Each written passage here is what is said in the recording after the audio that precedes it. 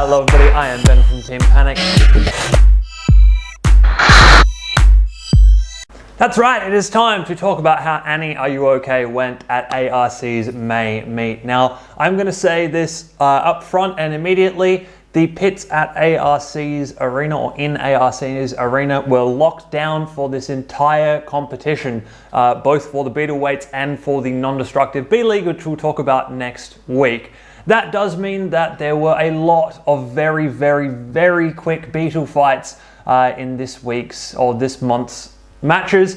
So if you're not interested in seeing some very quick beetle fights, potentially give this video a skip and move on. But if you're interested in seeing how Annie did anyway, obviously keep watching and enjoy. I will say there was a very quick turnaround between our last meet and this one, and the technical issue, unfortunately, that keeps the pits locked open hasn't been fixed yet. They are working on it, and hopefully it will be repaired for the next time we have beetle fights, but for this specific instance, it's just a fact of life, or a fact of the arena, I guess. So as mentioned, there will be some quick fights in this, but they're fights nonetheless. So let's take a look at them. And the first one up is against Antidozer, a 6-wheel, but actually 2-wheel tank. 3, 2, 1, go!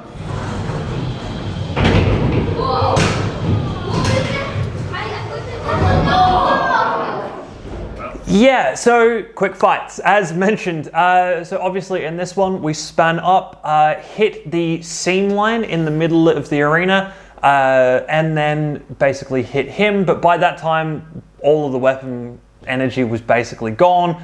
And then the weapon struggled a little bit to get back up to speed post that hit. So I was focusing on that and got pushed into the pit, which is a little bit unfortunate, but that is what happens when the pits are open and your blade is literally like 2 millimeters off the ground. Any lump or bump in the arena, you are going to hit. So realistically, I probably should actually raise the weapon height back up again a little bit, because basically nowhere in the world is there an arena that has a nice flat surface. I mean, even the BattleBots arena has all sorts of trouble with lumps and bumps and things in it. So I do need to be up off the surface just a little bit to help us out there. But yeah, it is what it is. So next up we have a fight against Double Smasher, or I guess no Smasher, because the robot typically has 2 hammers on the top that articulate back and forth.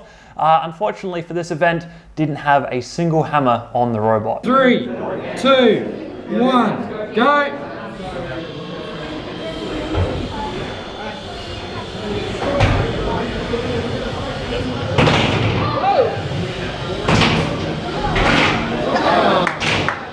So we won that one, and that was a little bit better from Annie's end as well. Whatever the weirdness was with the weapon not spinning up properly in the first fight was fixed for the second fight. It may just have been a slightly lower battery issue. The battery that's in Annie now has been run in her for a while, so it may be a case of I need to replace that battery because it's getting a little old. But yeah, spun up, not a problem, and then had to contend with the tape seam, managed to find a spot to going over that was a little bit better. I managed to make it over that, not a problem. But of course, by the time I got over to Double Smasher, Zero Smasher, he was unfortunately already in the pit. So I mean, fortunately, but also unfortunately, because obviously I would have liked to have more fight than no hits. But you know, that happens when the pits are open like this. So we've got 1 win and 1 loss, which is not a bad record 2 fights in, to be perfectly honest. And the next fight up is against Iron Tooth, the biggest horizontal spinner in the league. 3, 2, 1, go!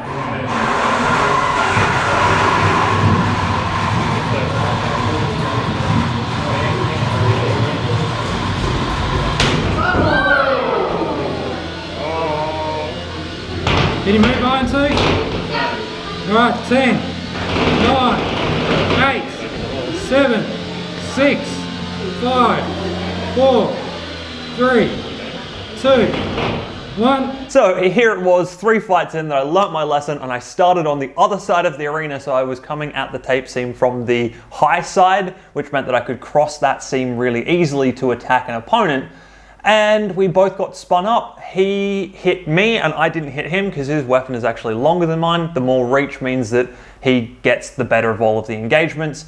And did a little bit of damage to Annie, but really not a whole lot, although I do want to at some point on stream tear Annie down and do just a full dissection, make sure there's nothing else going on inside her, because this was the first fight for this new configuration. It'd be good to see if anything else has shifted and changed inside. But after that one hit, bang, he died. He didn't go in the pit, he just died. Something in his electronics failed and he was unable to move from that point, which was a bit of a shame. I was really hoping for a bit of a longer knockdown drag out fight with this one. However, with the two weapons going at the same time, it was likely that one of us was going to ricochet into a pit fairly early anyway. It just ended up being that it was only one hit rather than maybe three. And of course we got another win, and a win over Iron Tooth, which is always a big deal. Because Iron Tooth really is one of the robots in ARC with absolute knockout potential, which is very scary and has informed some of Annie's design because she needs to be able to survive Iron Tooth to make it through these competitions. Next up, we have a robot called Killicorn, which is actually, as far as I remember, a billet chassis robot designed and built by the same guy that builds Iron Tooth, but for one of his kids to drive. 3, 2, 1, go!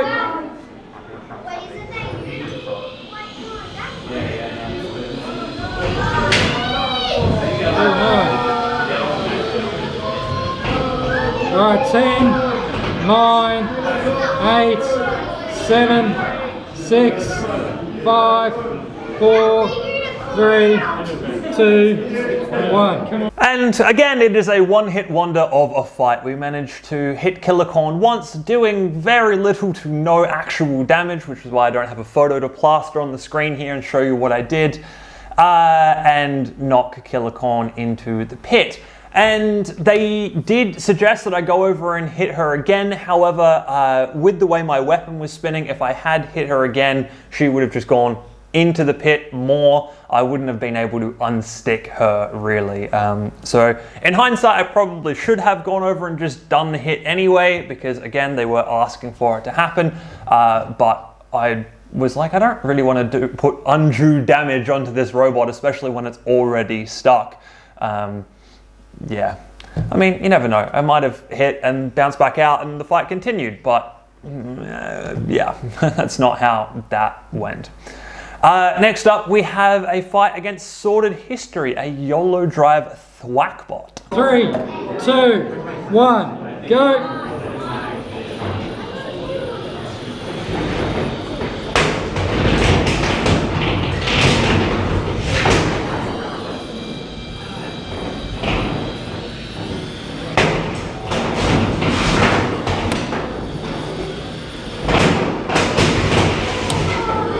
There we go. Hey, that was a little bit better and just a little bit longer. So we got a couple more hits on the Sordid History than we had on anybody else, which was nice to see. Weapon is surviving pretty well, hitting pretty well, doing things pretty well. The one big takeaway from this fight was the fact that the left-hand side of drive can be a little bit interesting in terms of it not actually grabbing the floor properly, especially when I'm trying to drive in a straight line. The right-hand side of drive will grab immediately, and then the left-hand side of drive takes a second to catch up. And I think that is to do with weight distribution. The battery is on the right-hand side and all the electronics are on the left, so there's not as much weight over this side, and what ends up happening is that she sits on the two standoffs and on the back wheel, and that's it. Which is not good, because it means that, yeah, she's not driving on the things that she should be driving on. She's driving on instead the standoffs, which is meh, and could be better, obviously. Yeah, so that was a better fight, probably one of the best fights of the day so far.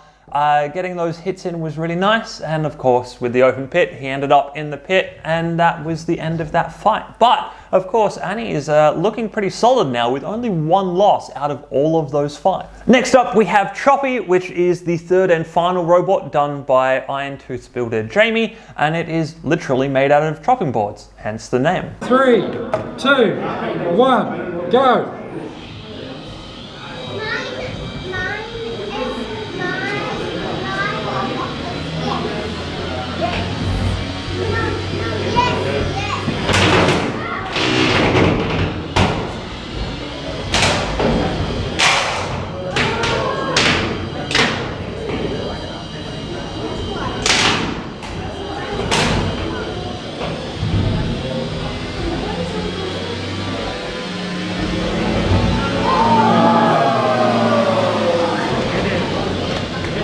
Well done. I can't get over there safely to do that. So again, we got a few good hits in there and had a bit of fun with that one, but of course the pit being open, it meant that the pit was the way that the competition ended.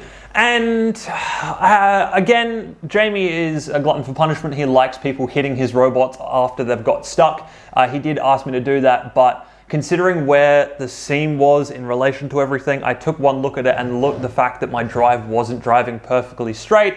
And I was like, yeah, I could, but if I drive over there, I have a high chance of getting something stuck in the pit, and then I could potentially be counted out or fall into the pit while he was being counted out. And that would have been the worst possible way to lose, is by driving yourself into the pit while your opponent is being counted out. So I decided to play it safe and just let it count out at that point. So that was the end of the round robin. We round robined every single beetle that was in ARC's May meet. There is no more fights actually, because now instead of going into a finals, instead it was just a point buy system, because instead of doing finals for the beetle weights, we ended up doing a rumble in the B League, which we will see next week if you join in and watch that video. But that does mean, whoop, sorry, Strange Dog Man, we have second place for Annie for the competition, because there was one robot that went completely undefeated all weekend, but that was not Annie, so we ended up in second place, which I'm not too unhappy with. I mean, obviously it could have been a bit better if the pits were working correctly, but you know, you fight in the arena you have to fight in, and that was the arena we had to fight in. So that was how those fights went. As mentioned, there will be a B-League fight report next week, looking at Exilus, my little mini mammoth, ant-weight version of mammoth, which was good fun. So hopefully I will see you in that video.